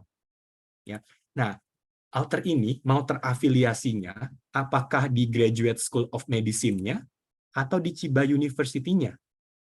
Ya, nah ini mungkin akan bermanfaat kalau nih misalnya Bapak Ibu ya, Bapak Ibu pindah fakultas misalnya, atau Bapak Ibu dulunya berasal dari kampus lain, pindah ke TELU, tapi data di sini masih kampus sebelumnya. Ya, nah karena itu bisa diupdate sebenarnya datanya. Tapi syaratnya adalah kalau Bapak Ibu dalam kasus pindah ke TELU dari kampus sebelumnya, harus ada setidaknya 1 dokumen yang Bapak Ibu publish atas nama TELU. Ya, itu baru bisa muncul. Ya, jadi kalau Bapak Ibu memang sudah pindah sebagai dosen tapi belum publish satupun atas nama TELU, di sini nggak bisa diganti. Ya, karena nanti pasti ditanya, ya, buktinya apa kalau Bapak Ibu benar dari TELU. Nah, harus ada 1 dulu yang Bapak Ibu publish. Ya. Nah, nanti di sini ya, di sini ada, nah, misalnya ada dokumen remove any documents. Jadi kalau ternyata ada dokumen nyasar, ya Bapak Ibu juga bisa remove. Dokumen nyasar itu kadang terjadi kalau ada penulis lain yang namanya sama, ya, kemudian antara dia salah ketik gitu ya, nah atau dia tidak ya kebanyakan sih salah ketik gitu ya, atau ada data yang miss sehingga mungkin masuk di punya Bapak Ibu. Ya, jadi ini bisa kita edit sendiri kok. Ya, nah di sini kalau kita lihat fungsi yang ada di sini ya juga ada ini, ya, ini dokumen missing. Jadi kalau misalnya ada dokumen-dokumen yang menurut Bapak Ibu saya sudah publish kok belum muncul ya. Nah di sini juga ada kok ya dokumen missing. Jadi Bapak Ibu cari dokumennya nanti tinggal ditambahkan ke profil Bapak Ibu. Ya, tapi jangan diklaim ya kalau bukan punya Bapak Ibu, gitu ya. Nah jadi memang ini bisa di sendiri kok. Nanti tinggal klik save aja, ya tidak langsung berubah Bapak Ibu karena harus diverifikasi dulu oleh tim Scopus. Ya biasanya maksimal 2 minggu baru berubah di profilnya Bapak Ibu. Ya, oke. Nah ini kalau outer. Ya, jadi outer ini tuh memang cukup lengkap gitu ya. Nah yang terakhir yang saya contohkan lagi adalah afiliasi. Nah kalau afiliasi itu artinya kita mencarinya institusi. Ya, nah untuk institusi, Bapak Ibu mau pakai institusi lain atau mau pakai Telyu? Ayo, pakai Telyu aja ya, nggak apa-apa ya Bapak Ibu ya. Nah, kita boleh cari institusi kita sendiri atau kita bisa juga cari institusi lain. Jadi datanya terbuka semua, ya. Nah kalau kita cari Telyu, jangan ketik Telyu, carinya ketiknya nama lengkapnya gitu ya, Telkom University, kita klik. Nah ini akan langsung muncul. Ini profilnya Telyu. Ya, sini ada nama alamat gitu ya. Nah, ada juga nama-nama nama-nama lainnya gitu. Kemudian di sini ada dokumen, ya jumlah dokumennya berapa, jumlah author-nya berapa. Lalu di sini ada ini breakdown ya dokumennya itu masuk ke disiplin ilmu mana. Ya, jadi ini ada breakdown-nya. Paling banyak computer science, ya lah ya gitu ya. Kemudian ada engineering dan seterusnya. Ya. Nah, data di sini mungkin ini lebih ke Bapak Ibu yang mungkin ada Bapak Ibu dekan mungkin di sini ya, atau Bapak Ibu yang dari LPPM juga. Data di sini tuh penting Bapak Ibu. Jangan sampai terjadiannya adalah gini, ya. Misal ya, mahasiswa publish di jurnal terindeks Scopus tapi bukan disiplin ilmunya dia. Jadi jurnalnya itu nggak nyambung sama disiplin ilmunya. Ya, karena yang terjadi adalah yang dihitung di sini itu adalah based on jurnal itu disiplin ilmunya apa. Jadi misal ya, ada kejadian di mana katakanlah satu mahasiswa dia computer science, ya harusnya publish di jurnal computer science. Tapi yang terjadi adalah si mahasiswa ini malah publish di jurnal psikologi. Entah kenapa jurnal psikologinya accept, gitu. Ya, jadi yang terjadi nanti adalah psikologinya nambah, gitu. Tapi sebenarnya kalau dibaca artikelnya itu adalah artikel computer science. Nah, ini yang kadang-kadang nih ya menyebabkan angka di sini ya cukup representatif yes, tapi dengan syarat bahwa memang sivitas akademinya sudah memahami kalau dia publish di jurnal yang sesuai disiplin ilmu. Maka di sini hasilnya jadi benar gitu. Ya. Nah, dan ini semua bisa diklik ya. Jadi kalau Bapak Ibu penasaran ini 2743 itu siapa sih? Itu diklik aja nanti. Ya, nanti akan muncul. Nah, ada juga collaborating affiliation, artinya Bapak Ibu paling sering berkolaborasi dengan siapa.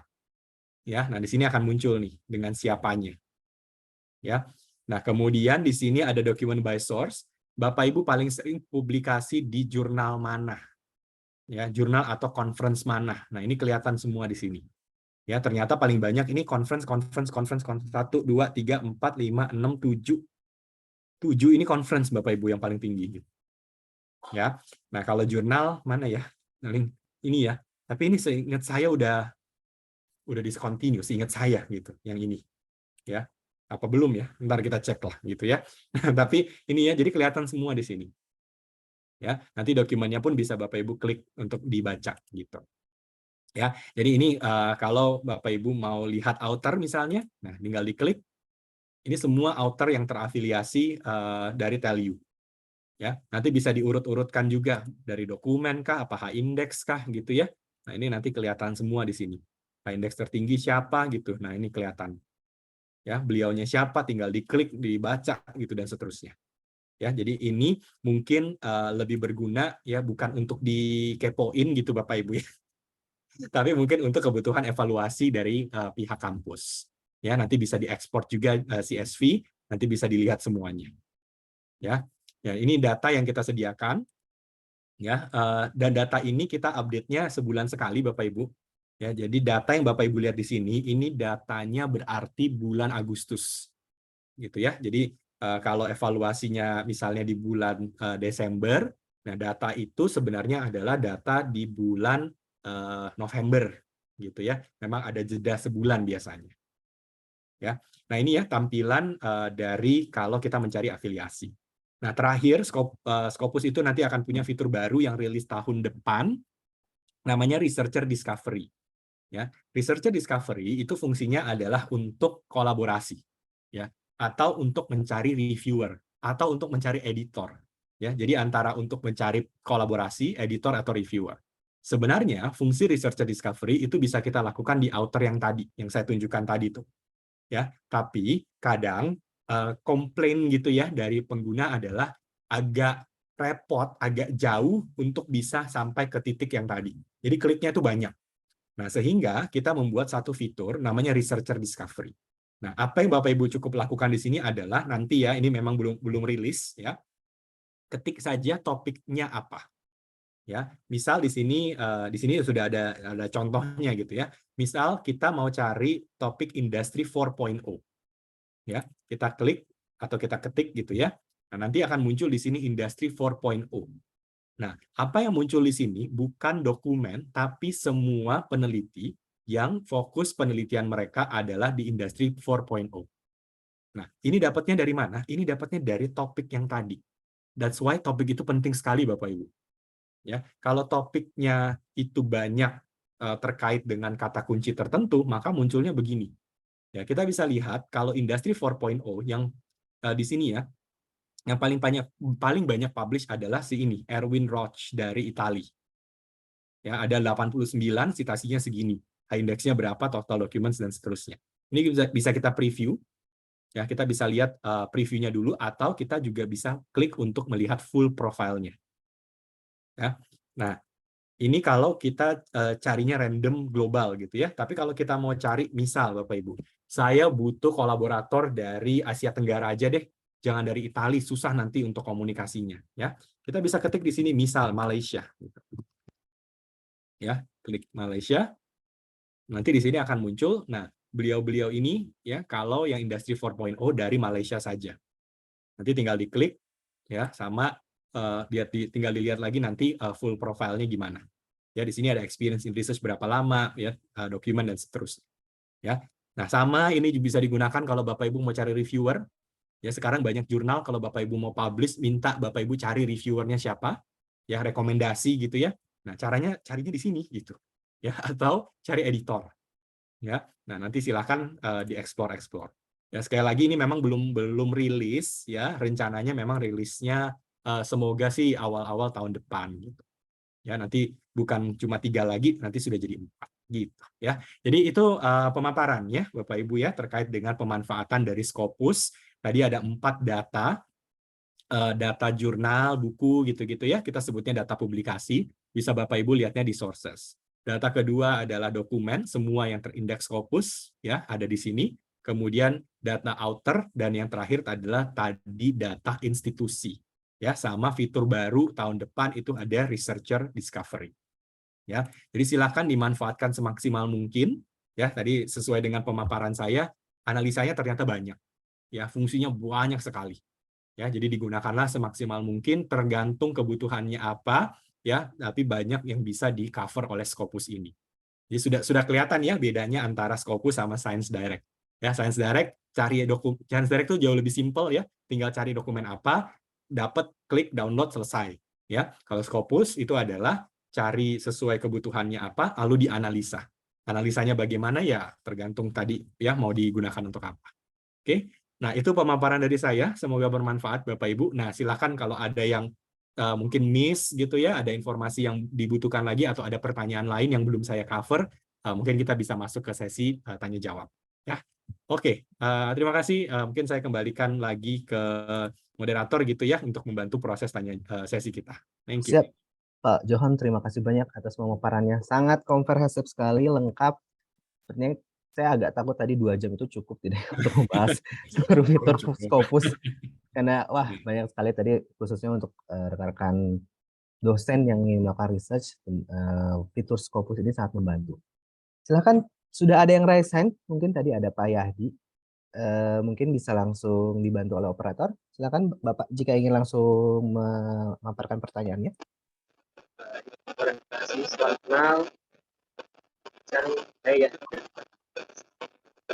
sangat mengerti sekali pemaparannya. Karena Pak ini Yadi, maaf, suaranya agak terputus. Mohon maaf Pak, suaranya agak terputus. Apakah jelas? Ya, sudah jelas Pak. Oke. Jadi dia baru sekarang juga bisa pakai Scopus yang bukan free ya. Biasanya saya pakai yang free, jadi baru hidden gem-nya baru kerasa gitu ya. Ternyata sangat luas sekali manfaatnya. Pertama, terkait afiliasi. Saya lihat kalau saya cari afiliasi kampus, Telkom University ada gitu ya. Kemudian teman saya ada di kampus mana, ternyata afiliasinya nggak ada di Scopus gitu Pak. Padahal paper dia, kalau di search ada paper dia, afiliasinya di kampus tertentu. Misalnya, saya punya teman di SA Unggul, paper dia ada paper dengan afiliasi SA Unggul, tapi affiliation, nggak ada tuh profil Universitas SA Unggul. Bagaimana tuh agar misalnya kampus ini punya profil afiliasi gitu, profil institusi gitu ya, institution profile, itu apakah harus membeli gitu ya, kampusnya membeli atau ada hal-hal tertentu sehingga muncul profil institusi untuk kampus teman saya gitu ya. Terima kasih. Ya. Pertanyaan saya itu. Silakan Pak Johan. Ya, oke langsung Pak. dijawab. Ya, kalau untuk profil institusi sifatnya gratis, jadi tidak ada bayar-bayar apa gitu ya. Nah, kenapa kadang ada yang muncul, kadang ada yang belum muncul. Yang muncul itu pasti yang biasanya ya Bapak Ibu ya, jumlah dokumennya memang sudah lumayan banyak. Ya, seperti tell you gitu kan, itu udah lumayan banyak. Jadi, secara otomatis karena sudah banyak, datanya kelihatan, ya pattern-nya kelihatan, itu akan dimunculkan oleh sistem. Nah, tapi memang betul, kampus-kampus yang belum terlalu banyak, ya, jumlah publikasinya ya biasanya under 100 atau baru 100 lewat sedikit gitu ya. Nah, itu kadang mereka memang belum muncul. Kenapa? Karena pattern-nya mungkin kadang tuh belum kelihatan. Jadi mungkin ya kampusnya tahun ini kadang publish lumayan, tahun depan hilang, tahun depan publish lagi gitu ya. Nah, tapi jumlahnya nggak signifikan. Nah, akibatnya pattern itu nggak kelihatan by system. Nah, cuma dari kampus bisa mengajukan ya. Jadi dari kampus bisa mengajukan ke ada di Scopus itu ada ininya, ada helpline-nya gitu ya di bagian bawah. Nanti tinggal dicari help-nya. Nah, kemudian atau contact us gitulah ya. Jadi nanti bisa langsung dari pihak kampusnya yang mengajukan untuk nanti dari pihak simple aja dari kampus ngetik kami dari mana gitu ya, profilnya belum muncul, tolong dimunculkan. Nah, biasanya mereka perlu menyertakan setidaknya 5 aja ya dokumen yang menggunakan nama kampus tersebut. Nah, nanti sisanya semua yang dokumen yang tercecer gitu ya, itu akan dicarikan oleh tim Scopus. Nah, barulah setelah itu muncul institusi tersebut. Nah, ini biasanya memang butuh waktu sampai 1 bulan karena mencari dokumennya itu harus satu-satu untuk kampusnya, gitu Pak. Jadi mungkin nanti bisa diinfokan ya ke kampus lain yang memang belum muncul profilnya. Ya. Oh iya, makasih. Ya. Terima kasih Pak Yadi. Untuk pertanyaan selanjutnya silahkan bisa diajukan melalui fitur chat atau bisa langsung raise hand. Jadi sebenarnya sudah banyak sekali yang dipaparkan oleh Pak Johan ya. Sangat lengkap sekali. Cuma mungkin takutnya ada yang tadi baru join bersama kami di tengah acara dan masih ada beberapa hal yang mungkin miss. Bisa langsung ditanyakan ke Pak Johan ya, mumpung sedang ada di sini. Silakan. Tidak adakah yang bertanya dari 244? Oh, ada yang raise hand. Silakan Pak Rustam. Enggak, mungkin bisa dibantu oleh operator. Saya lagi boleh nanya?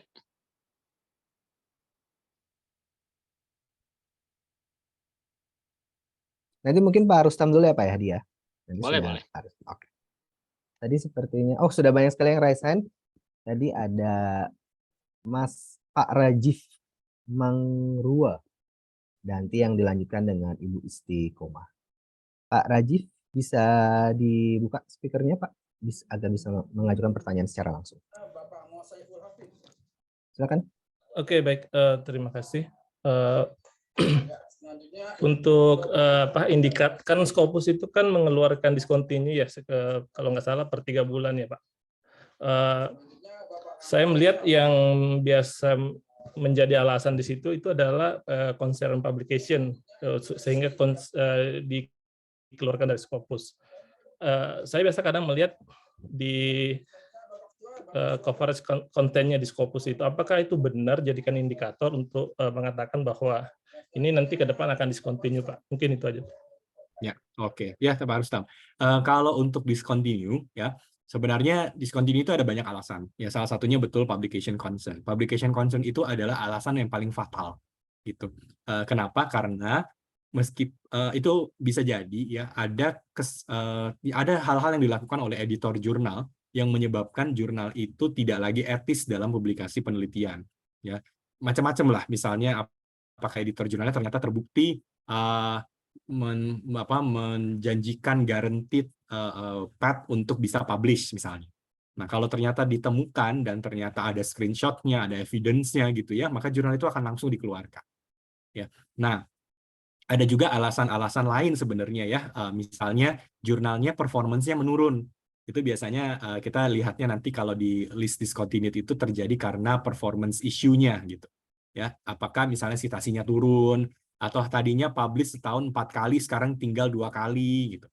Ya, tadinya publish tiap kali publish itu 10 dokumen ternyata sekarang cuma 3 gitu. Ya, jadi hal-hal yang seperti itu yang juga diperhatikan oleh tim dari Scopus. Nah, untuk mengetahui apakah jurnal itu discontinue atau tidak, sebenarnya secara kuantitatif kita bisa lihat di scopus.com.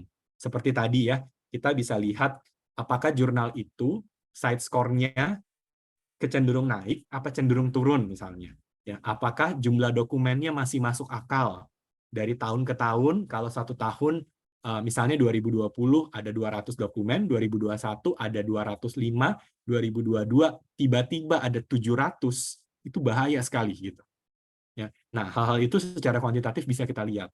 Nah, memang yang tidak bisa kita prediksi adalah yang sifatnya lebih kualitatif. Seperti tadi, jurnalnya ternyata di websitenya aman, tapi begitu ada korespondensi email, editor jurnal menawarkan misalnya guaranteed publication. Di screenshot sama authornya dilempar ke tim Scopus, jurnalnya pasti kena discontinue. Nah, hal yang begitu memang yang kita tidak bisa prediksi gitu ya. Nah, makanya memang harus lebih hati-hati melihat setiap jurnal itu track record-nya seperti apa. Gitu Pak Rustam ya. Bagaimana Pak? Sudah terjawab ya? Oke, siap. Mungkin tadi sudah ada yang resen lagi. Ada Pak Rajis Mangrua. Enggak, silakan untuk dibuka mikrofonnya, nanti dilanjutkan dengan Ibu Istiqomah. Halo, selamat siang. Selamat siang, Pak. Saya sebenarnya agak sedikit out of the topic, Pak ya. Saya lebih kepada Elsevier-nya. Jadi saya tahu itu Elsevier kan membeli Mendeley 2013. Per 1 September 2002, which is this month, kita itu nggak bisa lagi pakai Mendeley desktop. Dan kita harus beralih ke namanya Mendeley Reference Manager yang sama saya dikeluhkan juga oleh Ibu Happy di kolom chat. Jadi kita at the end, Scopus itu kan kita akan ngambil artikel atau ngambil jurnal atau ngambil bahan materi untuk penelitian. Nah, saya mungkin menjadi case tadi bagaimana data dari Mendeley Desktop ketika synchronize, ya kebetulan saya punya banyak data di desktop, itu tidak masuk Pak di Mendeley Reference Manager. Nah, jadi ini saya mengalami hambatan teknis ketika mengalami perubahan dari changing of operational seperti ini. Kira-kira seperti apa Pak ya? Apakah ada enhancement, adakah advantage that in the future where we can get? So kira-kira kita butuh feedback dari Bapak ya, karena ini at the end Scopus akan kami download untuk data sebagai materi. Terima kasih Pak. Ya, terima kasih Pak Rajif. Ya, betul ya Bapak Ibu. Jadi Mendeley Desktop-nya sudah tidak ada lagi. Sebenarnya pengumumannya dari tahun lalu ya, atau awal tahun ini gitu ya, bahwa memang Mendeley Desktop sudah akan diberhentikan. Alasannya kenapa sebenarnya Bapak Ibu? Justru alasan Mendeley Desktop diberhentikan itu karena memang banyak juga yang bilang gini, Mendeley Desktop itu susah. Gitu. Susahnya kenapa? Karena di datanya itu ke-link-nya ke laptop. Jadi banyak data-data yang sifatnya offline. Begitu mau ganti laptop, data itu jadinya nggak kebawa gitu. Nah, jadi karena sekarang maunya adalah ganti laptop juga aman, makanya dibuatlah Mendeley Reference Manager yang memang fokusnya itu online gitu. Nah, ketika Mendeley Desktop itu diberhentikan, memang betul kita bisa mengimpor datanya ke Mendeley Reference Manager. Tapi satu hal yang akan dilakukan adalah data-data yang di Mendeley Reference Manager itu, ya memang mereka butuh DOI, Bapak Ibu. Jadi itu mereka karena linknya internet semua gitu ya, jadi dia harus tahu itu dokumen dapatnya di mana gitu. Ya DOI-nya apa gitu, barulah bisa tersinkronize. Kalau yang manual-manual itu jadinya nggak, ya bisa sih, cuma ya memang akhirnya manual lagi gitu Bapak Ibu. Karena pencarian sinkronisasi data itu sebenarnya based on DOI tadi. Nah, ini juga nanti ke depannya ya memang maunya Mendeley itu adalah semua data harus real legal gitu ya, dan semua itu bisa dicari linknya dengan mana gitu ya di sumber manapun itu, mau itu Science Direct kah atau publisher lain kah gitu ya, nggak masalah, tapi link itu bisa dipertanggungjawabkan. Ini sebenarnya nanti memudahkan editor sama reviewer ketika mereka mau ngecek benar nggak sih ini semuanya ada gitu. That's why pencarian itu memang mereka base-nya on DOI tadi. Itu Pak Rajif. Ya, apa yang akan terjadi pada Mendeley berikutnya, kita memang fokusnya pengembangan Mendeley Reference Manager, di mana kita mengharapkan peneliti itu fokus pada referensi-referensi yang memang bisa ditemukan secara online juga. Ya, at least ada DOI-nya gitu. Ya. Semoga menjawab ya Pak ya. Sebenarnya menimbulkan kejengkelan Pak, karena ketika harus mengambil sumber yang dari tidak ada DOI, which is kalau tidak semua penelitian bersumber dari DOI Pak ya, ada yang sumbernya dari non-publisher, dan itu tidak bisa saya masukkan. Jadi untuk supporting atau secondary data, jadi sebagai researcher mungkin secara legal mungkin benar Bapak prosesnya, tapi secara peneliti mungkin it's quite difficult for us. Ya itu paham Pak. Karena agak beda gitu. Kalau di negara maju kebalik Pak jadinya. Jadi mereka tuh nggak suka kalau bentuknya tuh fisik gitu. That's why mereka mintanya malah kebalik gitu. Semuanya harus online. Nggak ada lagi yang fisik-fisik gitu. Nah itulah yang akhirnya menyebabkan push-nya berarti harus online gitu. Oke, thank you so Tapi much. paham kok Pak, paham sekali mengenai itu. Gitu. Baik, semoga terjawab ya Pak Rajif ya. Selanjutnya ada Ibu Istiqomah yang sudah raise hand. Silakan Ibu. Boleh dibuka mikrofonnya dulu. Sudah operator? Oke. Jadi, punten Pak, saya bertanya juga out of topic. Saya punya publikasi. Nah, waktu itu kan saya lagi kuliah di Taiwan kan. Nah, mereka tidak mengkonfirmasi nama saya. Nah, nama saya itu cuma satu kata sebenarnya, istiqomah. Nah, mereka itu memisah itu jadi istiqomah, padahal istiqomah. Nah, itu saya nggak bisa klaim di Scopus jadinya karena hal itu. Memungkinkan nggak ya saya saat saya masukin listnya itu nggak ke list jadinya Pak di profil saya. Itu memungkinkan nggak ya untuk ngeklaim itu sebagai publikasi saya gitu? Itu sih Pak. Iya, Ibu waktu info tidak boleh diklaim itu dapat dari mana? Saya udah tanya ke, kalau nggak salah ada bukan kontak person, pokoknya mencoba untuk menanyakan ke Scopus dan lain sebagainya, belum ada respon sih. Bukan tidak boleh sih, belum ada respon masalah itu gitu. Saya berusaha untuk ngeklaim itu, sampai sekarang masih belum bisa keklaim. Itu sih, Pak. Oke. Ya, kalau itu Bu, Ibu emailnya saya tulis di chatting gitu ya. Oh, siap, Pak.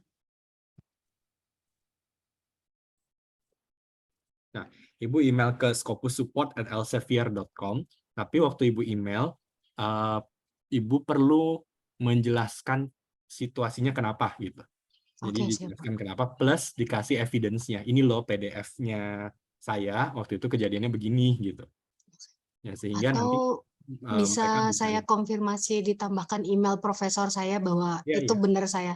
Oh, Betul, siap, siap. boleh Bu. Yang penting sebenarnya evidence-nya aja sih. Kalau evidence-nya oke, ya mereka harusnya oke kan. Itu sebenarnya punya Ibu gitu.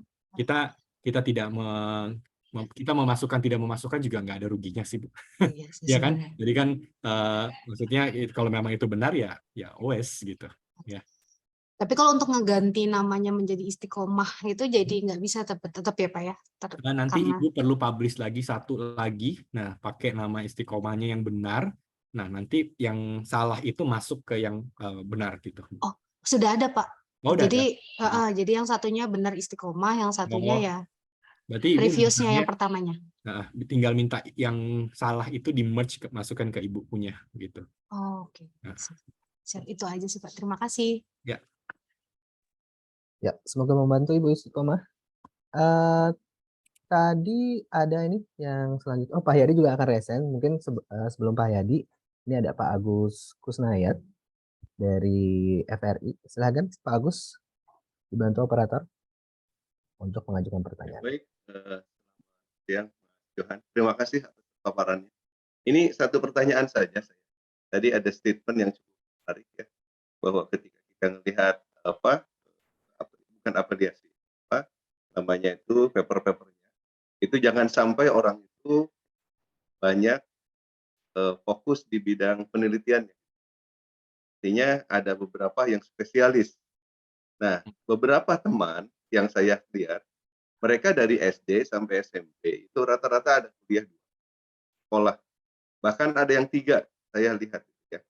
Sehingga dia keluaran sampai S3 dia. Katakanlah contoh ya, di beberapa tempat itu dan di negara kita jadi menteri juga banyak. Lalu kemudian tadi ketika dia katakanlah dia menulis, mempublikasi paper atau tulisan-tulisan dia beberapa paper tadi, itu gimana ketika dengan berbagai bidang fokus beda dengan disiplin yang berbeda juga. Ini akan muncul ke depan kira-kira banyak orang yang sekarang itu sudah mengakses pengetahuan yang berbeda sehingga bidang fokusnya berbeda termasuk juga pendidikan. Ya itu barangkali saya ingin penjelasan menyangkut yang akan ke depan karena sekarang penelitian kolaborasi itu sangat barangkali. Terima kasih. Ya, oke. Ya, Pak Agus. Ini Pak, mungkin meluruskan sedikit, bukan berarti Bapak Ibu tidak boleh punya topiknya cukup banyak gitu ya. Seperti tadi kan penelitian kita pakai contoh, sebenarnya kalau kita lihat topiknya itu 23 gitu. Banyak juga gitu ya. Nah, tapi ada fokusnya gitu. Jadi ada beberapa topik yang di mana memang peneliti itu maunya jadi expert di situ gitu. Nah, yang lain mungkin cuma 1, 2 gitu ya. Nah, tapi ada mungkin yang dia publish sampai 23 gitu, 25 khusus untuk satu topik tertentu. Nah, fungsinya sebenarnya lebih ke arah kalau kita sudah punya fokus topik ya yang ya mirip-mirip lah ya, masih mirip-mirip bidang ilmunya kita, itu kita jadi lebih gampang dianggap sebagai expert di topik tersebut. Jadi nanti lebih gampang dapat kolaborasi, funding gitu ya. Jadi dana hibah pun mereka akan melihat emang peneliti ini benar, udah jago gitu ya, bisa untuk meneliti di bidang ini. Nah, jadi ada plusnya lebih ke arah sana gitu. Nah, tapi betul Pak, boleh aja kita meneliti di bidang lain, nggak ada masalah. Yang agak susah tuh nanti kalau misal ya kita meneliti 20 topik, semua topik penelitiannya 1. Nah, jadi orang ini tuh nanti jadi bingung gitu. Kalau 20-nya kebetulan masih saling connect, masih oke lah gitu ya, masih bisa gitu.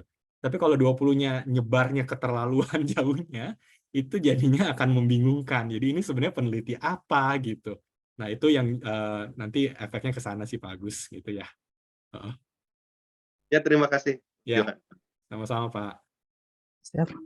Semoga membantu Pak Agus terjawab pertanyaannya. Selanjutnya tadi sudah ada yang raise hand juga. Tadi Pak Hadi raise hand lagi apa ya? Ya, tadi Pak Hadi sebenarnya raise hand, cuma atau mau kita lanjutkan. Pak Hadi mau memberikan pertanyaannya sekarang. Nanti sesudah itu akan dilanjutkan dengan Pak Asep Suhendi. Yang selanjutnya akan dilanjutkan oleh Ibu Istiqomah yang telah raise hand kembali. Pak Hadi akan silakan untuk membuka mikrofonnya. Pak Hadi. Oh, Pak Asep. Nggak bisa. Tadi Pak Hadi. Oh, sebentar ya. Mungkin Pak Asep dulu. Silakan Pak Asep. Baik, terima kasih Mas Agi. Ya, terima kasih Pak Johan ya atas materi yang luar biasa. Saya kira sangat baik. Banyak fitur-fitur yang memang ya terlewat gitu ya, padahal sudah ada begitu ya. Nah mungkin saya tadinya pengen nyobain langsung ini pas di awal kan langsung bisa remote access gitu ya. Cuman saya sudah tulis di chat juga itu nggak bisa begitu pilih Universitas Telkom kemudian muncul something went wrong seperti itu. Nah mungkin bisa diperhatikan apakah memang belum aktif atau ada permasalahan di akun saya atau bagaimana dan harus menghubungi siapa nantinya gitu. Ini yang mana Pak? Science Direct atau ini? Untuk aktifkan remote access-nya Pak. Untuk aktifkan remote access-nya ya. Ya, sama juga ketika di Scopus masih preview, kemudian cek remote access munculnya situ juga. Begitu klik institusinya muncul Universitas Telkom, begitu diklik langsung something went wrong seperti itu. Oh, ini tapi Bapak udah ini ya, udah register atau udah sign in sudah ya Pak ya? Sudah, dua-duanya akunnya tell you. Ya. Oke, bentar ya Pak. Iya sih di sini memang ini something went wrong ya. Oke, nanti kita cek dulu ya Pak ya, karena mungkin ada error di IT atau apa gitu ya, pas momen webinar. Nanti kita cek dulu ya Bapak. Apakah sama atau memang hanya akun saya begitu? Ya, mungkin bisa di. Ya, oke Pak. Terima kasih Pak Asep. Nanti coba kita lihat dulu ya Pak. Siap, terima kasih Pak Johan. Mari, terima kasih. Ya, baik. Mungkin nanti bisa dicek dulu mungkin ya Pak Johan. Atau bisa mungkin Pak Asep bisa berkunjung langsung ke Open Library, nanti akan dibantu di sini. Oke. Tadi ada lagi yang mau bertanya mungkin? Tadi sempat Bu Istiqomah resen, Pak Yadi juga resen. Mungkin Pak Yadi, masih ada yang mau ditanyakan tadi? Boleh mungkin? Cukup, siap. Bu Istiqomah, sepertinya juga sudah cukup ya. Oke, sepertinya Bu Istiqomah juga sudah cukup. Baik, jika seperti itu mungkin, ada lagi yang resen?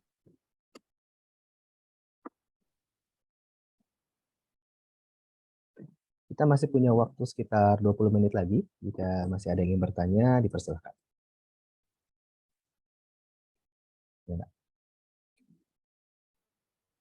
Ya, tidak ada ya Bapak Ibu ya? Ya. Oke, siap. Jika seperti itu mungkin Pak Johan sebagai penutup mungkin ada satu kata atau dua kata terkait penggunaan Scopus untuk ada yang reset. Oh, itu ada Pak Dedi Iskamto. Boleh, ada satu lagi Pak yang resen Pak. Silakan Pak Dedi untuk mengajukan pertanyaannya. Oke, terima kasih. Nama saya Dedi dari FEB. Saya tadi nggak mengikuti dari awal, cuman ada satu pertanyaan bagi saya. Kenapa di Indonesia ini, khususnya bidang ekonomi, sangat sedikit ya jurnal yang terindeks Scopus? Mungkin hanya beberapa kampus tahu saya ya yang terindeks Scopus.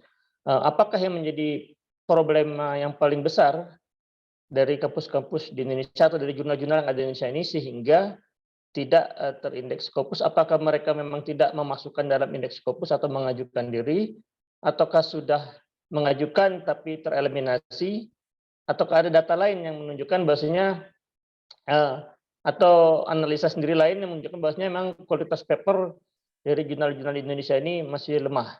Jadi kalau kita bandingkan dengan negara tetangga saja yang kampusnya tidak sampai 100 ya, kayak Malaysia itu nggak sampai 100 dikumpulin seluruh negara tuh.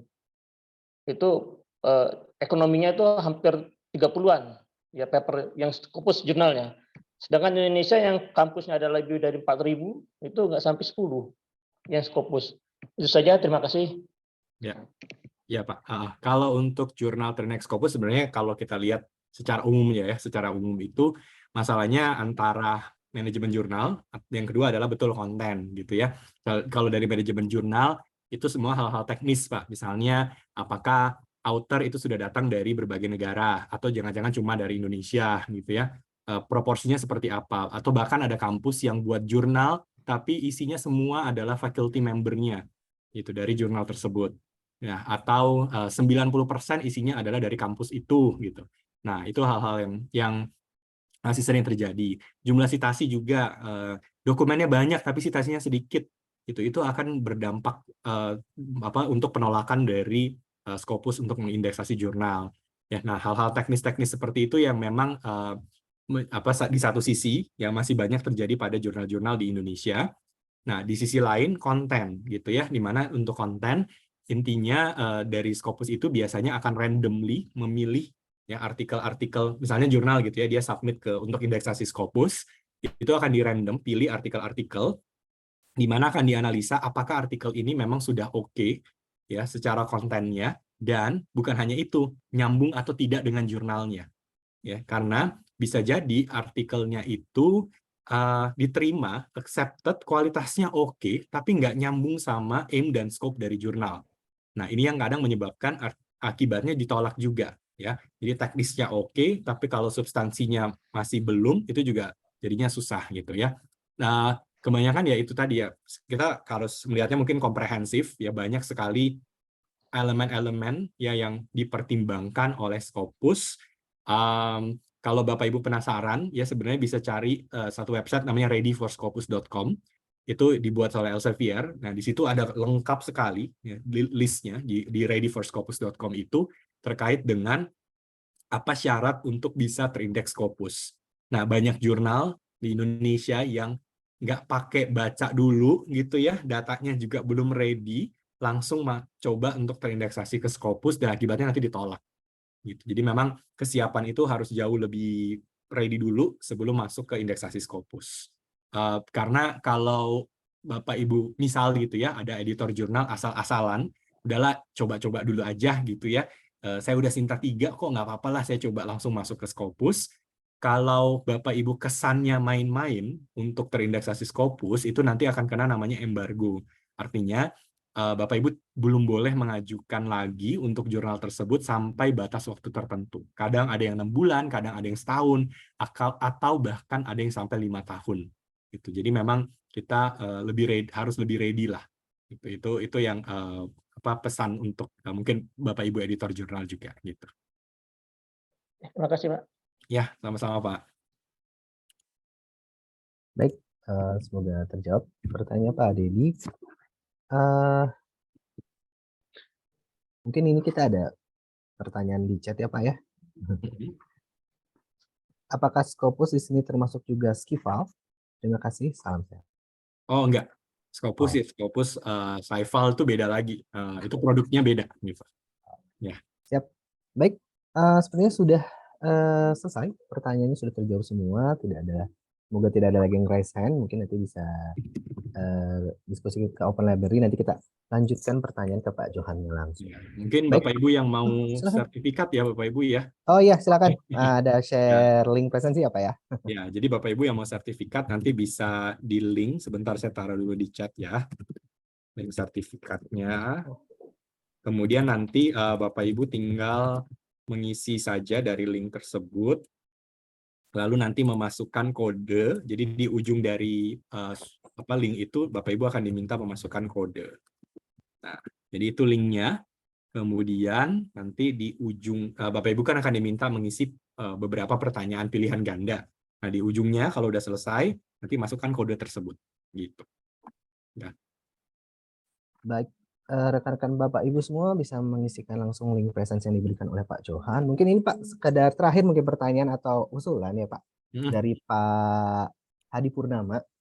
Bagaimana kalau dibuatkan semacam manual book penggunaan Scopus maupun Science Direct atau mungkin bisa ada shortcut mengenai alur penggunaan setiap menu di fitur Scopus ataupun Sign Direct. Terima kasih. Nah, Ini kalau dari untuk Pak Hadi. ini nanti mungkin saya dengan pihak Bu Rika ya dari perpustakaan nanti bisa saya berikan sehingga nanti Bapak Ibu juga bisa memanfaatkan dari tutorial tersebut. Gitu. Oke. Siap, terima kasih banyak Pak Johan. Ya, sama-sama Bapak Ibu. Semoga bermanfaat ya. Ya, pastinya Jadi bermanfaat, Pak. sering-seringlah dipakai. Ya, karena sudah berlangganan ya Pak ya. Betul ya. Oke, baik. Mungkin sebentar di sini ada ya. Oke, masih ada pertanyaan. Oh ya, ini ada yang minta foto. Boleh, mungkin Bapak Ibu sebelum kita menutup acara ini, boleh Bapak Ibu semua membuka kameranya. Kita akan foto bersama yang nanti akan dibantu oleh operator. Kita akan foto bersama. Ada total 219 partisipan. Kemudian beberapa slide yang harus diambil oleh panitia. Mangga ditunggu untuk memberikan senyuman terbaiknya. Mungkin Bapak Ibu yang mau touch up dulu boleh. Boleh dibuka semua kameranya. Oke. Aba-aba dari saya ya. 1, 2, 3. Senyum. 3, 2, 1. Oke, siap. Tadi kita sudah mendengar pemaparan dari Bapak Johan Jan terkait pemanfaatan dan juga fitur-fitur Scopus yang begitu banyak dan beragam. Tentunya pemanfaatan Scopus bisa terus dioptimalisasikan oleh Bapak Ibu semua untuk keperluan penelitian dan juga riset ilmiah di Telkom University. Semua pemanfaatan Scopus bisa dilakukan dengan maksimal untuk keperluan riset ilmiah seluruh sivitas Telkom University, baik pun dosen, pegawai maupun mahasiswa. Baik, akhir kata terima kasih atas partisipasinya. Terima kasih pula kepada seluruh panitia yang bertugas pada hari ini. Mohon maaf jika ada kesalahan dan kekurangan dari kami. Salam literasi, sampai jumpa. Wassalamualaikum warahmatullahi wabarakatuh. Terima kasih Bapak Ibu. Pak Johan, terima kasih banyak. Ya, terima kasih Bapak Ibu. Terima kasih Pak Johan.